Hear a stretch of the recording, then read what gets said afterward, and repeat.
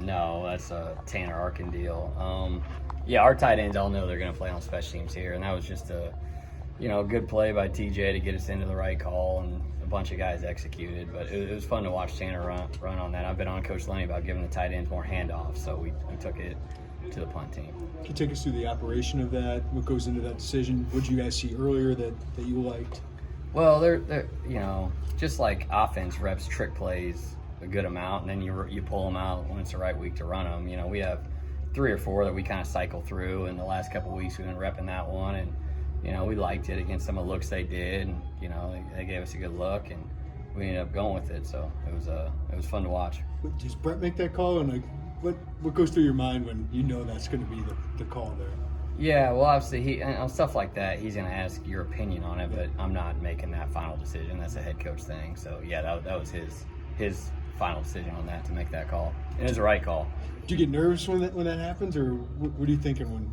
No, I really wasn't. I mean, you trust TJ to get you right and all these other guys, but no, stuff like that's fun, and it helps create buy-in. The players enjoy doing it. They enjoy doing it in games a lot more than they enjoy repping it in practice. So it was good. We've been working on that one for a bit, but we got a couple others we work on too. But it was fun to get to call one and run one. What's the evaluation of Hugh's acting skills, selling a bad snap? Yeah, my wife told me she thought the snap was over the head, so I guess it'd be pretty good. I didn't want to tell her about the fake. I didn't want her to tell her neighbor or him tell somebody else. But no, it was I thought he did a good job on it. That's what he's supposed to do. He did a good job. TJ getting the in-helmet communication, is that like a dream for you to have a special teamer with that?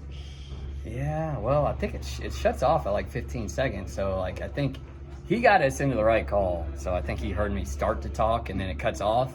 So luckily he knew the rules and what to do. But yeah, TJ's smart back there. He does a great job. What is his responsibility there?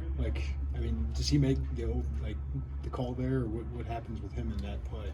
Like anything else, like any offensive play, you don't want to call a play into a bad look, so he can get you into the right thing. So he has the authority to, and same thing with any punt pro, he can get you into the right look. Coach, the return game is much improved this year. What would you attribute that to? I think we have a lot of guys buy in and play hard and do a good job. And I think you got to credit Hank. He's done a good job back there. And, we hadn't had a chance to really get kick return going yet. And it'll be the same against Oregon. They got a good kicker. So we just talk about maximizing the rep when you get it, which isn't often nowadays on kick return. But our guys do a good job buying in, and they're dependable and tough, and they play hard. You guys also blocked a field goal. How much pride does this team take in plays like that?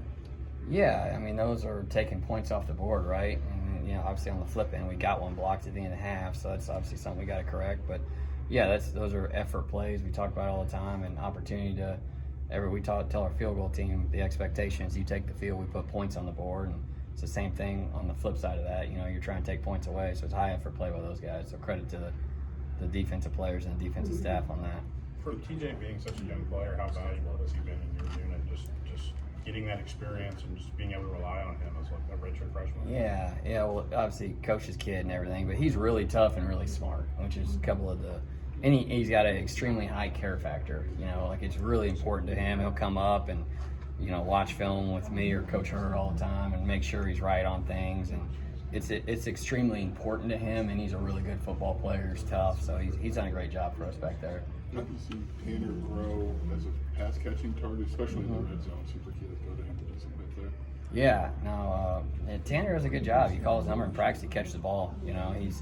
And like I said, we didn't take him off the field once in 11 personnel the whole game. So he's a tough kid, and he does everything you want. He's really smart. He's dependable, and yeah, he's a better pass catcher in my opinion. I think most people probably would give him credit for. I know you can't mention specific kids, but tight end recruiting seems to be a primary focus. What kind of reception are you getting out there on the trail? Well, obviously starting 6-1 helps in recruiting. Maybe. Any time like that, and obviously Coach Lane does a good job using the tight ends and stuff, so we use them and we sell that, and I think the nice part for me is I'm not the O-line coach, I'm not the DB's coach where you got to go sign 6 a year. You got to sign 1 or 2 with maybe a walk-on, so you can really be specific on who you're targeting and target the right 8 or whatever and talk to them all the time. But no, obviously winning helps everything. I think winning helps the recruiting in every phase of that. You mentioned them blocking your field goal. What happened in that? Did you see on film? Yeah, you know, obviously the op wasn't fantastic, right? But it still should have got that off. We got split in the D gap and poor fundamentals, and obviously I'm the one in charge of that, so that falls on me, not them. But yeah, I mean, we just got split in the D gap and missed a punch and high on a punch and just, you know, stepping too early and on a wing. But yeah, just stuff that's fixable. But you know, you got to fix that stuff before it happens and after it happens. That'd fall on my shoulder. That was a big play.